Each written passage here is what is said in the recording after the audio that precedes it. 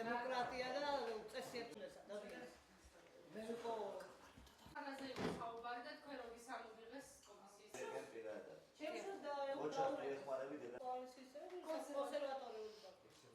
კონსერვატორული პარტიაში უკვე დიდი ხანია ვარ.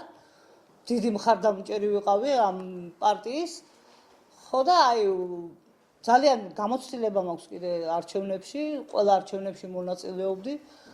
ხო და ესე იმის გამო რომ ჩემი შვილის აზრი და ჩემი განსხვავდება ერთმანეთისგან, ამომიღეს კომისიიდან. არ უნდა იყოს ესე, არ უნდა დაიყოს ქალაქი, არ უნდა დაიყოს მეგობრობა, არ უნდა დაიყოს ოჯახები, რომ თქვენ თუ უჭერთ მხარს სხვადასხვა კანდიდატის და სხვადასხვა აზრი გაგარჩნიათ, არ უნდა იხსნებოდეს სამსახურიდან. ქართული ოცნების კოალიციიდან ვითხოვ პასუხს, დაუყოვნებლივ აღადგინონ თანამდებობაზე, რადგანაც ეს ადამიანი არ არის პოლიტიზირებული, ეს ადამიანი ასრულებდა მის მოვალეობას. პირველი მუხარა იყო რომ დედაშენს ამევიღებ საარჩევნო კომისიიდან.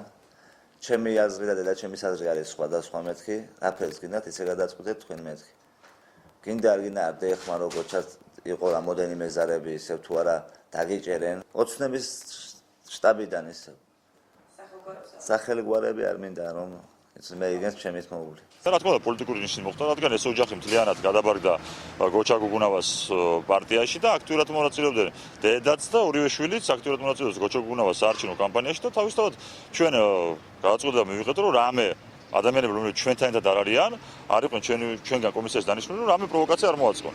და ამ პროვოკაციისთვის და ამ პრესკონფერენციის დიდი ხანია ემზადება გოჩა გუგუნავა და ეს ოჯახი. არ დავუწევთ კომისიაში არც ერთ ვარიანტში რა? არა, პარტიის წევრი აუცილებელი არა, მაგრამ ჩვენი პარტიის მიერ დადგენილი